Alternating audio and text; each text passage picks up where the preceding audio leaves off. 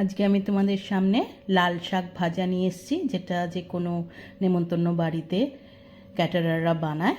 এটা আমি সম্পূর্ণ নিরামিষভাবে করেছি, তোমরা দেখে নাও কেমন করে করছি। প্রথমে পোস্ত নিয়ে সেটা শুকনো খোলাতে আমি ভেজে নিলাম, এটাকে আমি সরিয়ে রাখবো।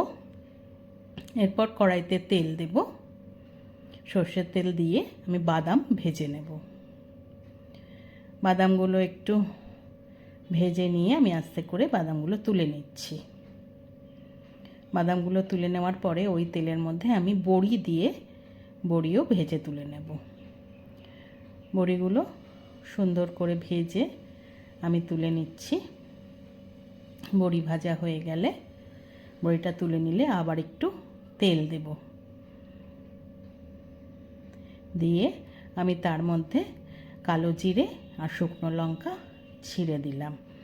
একটু ভাজা হলে আমি তার মধ্যে লাল শাকগুলো যে কেটে রেখেছি সুন্দর ধুয়ে বেছে জল ঝরিয়ে সেগুলো দিয়ে দিলাম। দিয়ে একটু নাড়িয়ে চাড়িয়ে নিয়ে ঢাকা দিয়ে আমি 3 মিনিট মতো রাখবো, তাহলে অনেকটা জল ছেড়ে যাবে, শাকটা কমে আসবে। তো এবার ঢাকা দিয়ে রেখেছি, 3 মিনিট পরে খুলেছি, দেখো কতটা শাকটা কমে এসছে। এইবার আমি ওপর থেকে কি করব, নুন দিয়ে দেব। নুন দিয়ে মিশিয়ে নিয়ে আবার আমি ঢেকে দিয়ে 5 মিনিট মতো হতে দেব। দেখো কতটা জল ছেড়ে দিয়েছে। আমার এই রান্নাগুলো যদি তোমাদের ভালো লাগে, একটা লাইক করো, কমেন্ট করো, শেয়ার করো, আমার চ্যানেলটা সাবস্ক্রাইব করো, পাশে থাকা বেল আইকনটা প্রেস করে দেবে, তাহলে সব রান্না তোমরা দেখতে পাবে।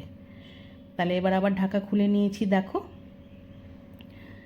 এইবার আমি এর মধ্যে উপর থেকে 3টে কাঁচা লঙ্কা দিয়ে দিলাম, দিয়ে আবার একটু মিশিয়ে নিচ্ছি। মোটামুটি শাক আমার কিন্তু অনেকটা সেদ্ধ হয়ে গেছে। এবার আমি এর মধ্যে চিনি দিয়ে দেব। আমি 1 চামচ চিনি দিলাম। প্রথম পাতে খাওয়া হয়, এই শাকটা কিন্তু মিষ্টি মিষ্টি খেতে হয়, আর শাকে একটু মিষ্টি না দিলে ভালোও লাগে না। আবার আমি ঢেকে দিলাম, দিয়ে আমি 5 মিনিট হতে দেবো। এবার আমি ঢাকা খুলে বড়িগুলো ভেঙে রেখেছিলাম সেগুলো দিয়ে দিলাম, আর বাদামগুলো ছড়িয়ে দিলাম। কিছুটা বড়ি বাদাম আমি সরিয়ে রেখেছি, লাস্টে গার্নিশিং করব, ওপর থেকে ছড়িয়ে দেবো, তাই দিয়ে আমি ভালো করে এবার নাড়বো, নেড়ে সব মিলিয়ে নেব। মোটামুটি আমার রান্না কিন্তু হয়ে গেছে। এবার একটু শুকনো পোস্তও আমি ছড়িয়ে দিলাম, এটাও মিলিয়ে নেব। তাহলে বড়ি, বাদাম আর পোস্ত এইগুলো দিয়ে মিলিয়ে নিচ্ছি, দেখো। আর জল কিন্তু পুরো শুকিয়ে গেছে, জল কিন্তু একদম নেই। শাক আমার রান্না হয়ে গেছে। এবার আমি সব মিলিয়ে নিয়ে আমি ঢাকা দিয়ে আমি স্ট্যান্ডিং টাইমে রেখে দেব। স্ট্যান্ডিং টাইমের পরে আমি খুলছি, আমার শাক রান্না কিন্তু একদম হয়ে গেছে।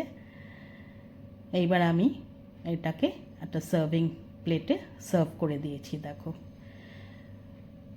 ভাতটা যখন লাল হয়ে যায় এই শাক দিয়ে মাখলে খেতে কিন্তু নিজের থেকেই খুব ভালো লাগে, দেখেই খেতে ইচ্ছা করে। তোমরা করে দেখো। আজকে চলি, আবার তোমাদের সাথে দেখা হবে। টাটা।